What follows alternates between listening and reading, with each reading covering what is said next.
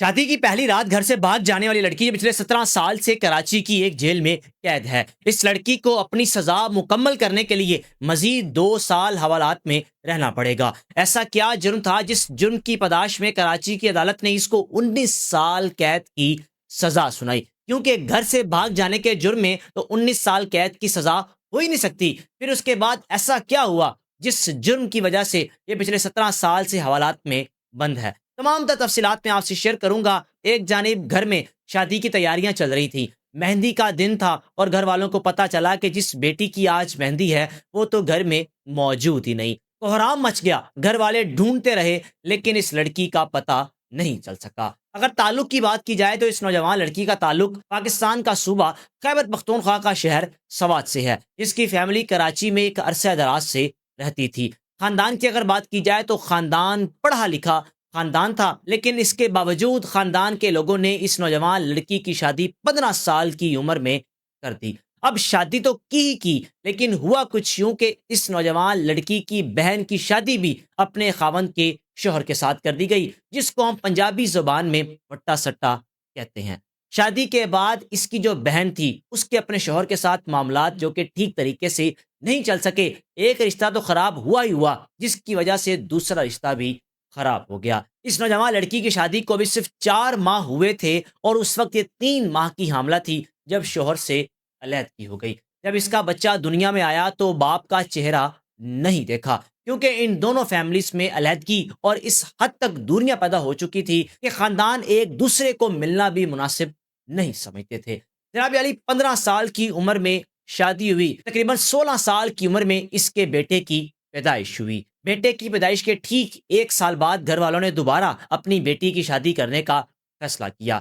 جب اس کی عمر 17 سال تھی اس وقت بھی گھر والے جس نوجوان کے ساتھ شادی کر رہے تھے بقول اس لڑکی کے وہ بھی کم عمر تھا، وہ اتنا میچور نہیں تھا اور میں اس کے ساتھ شادی نہیں کرنا چاہتی تھی۔ 17 سال کی عمر میں جب دوبارہ شادی کا فیصلہ کیا گیا، رشتہ طے پا گیا، خاندان کے لوگ اکٹھے، تاریخیں مقرر کر دی گئیں، لیکن جس روز اس کی مہندی تھی، مہندی سے 1 روز قبل یہ اپنے گھر سے نکل گئی۔ نکل کر اپنی دوست کے گھر گئی اور کہا کہ میں جہاں گھر والے شادی کروانا چاہ رہے ہیں وہاں شادی نہیں کرنا چاہتی۔ اپنی دوست کے ہاں کچھ دن گزارے۔ دوست کے خاوند نے کسی کے گھر اس کو ملازمہ کے طور پر یا کسی کام کاج کے سلسلے میں رکھوا دیا۔ پھر اس کے بعد اپنی ہی دوست کے خاوند نے اس کو 1.5 سال ایک ایسے اپارٹمنٹ، ایک ایسے فلیٹ یا کسی گھر میں رینٹ پر رکھا اور کہا کہ یہ میرا ہے، اس کا رینٹ بھی میں خود ادا کروں گا۔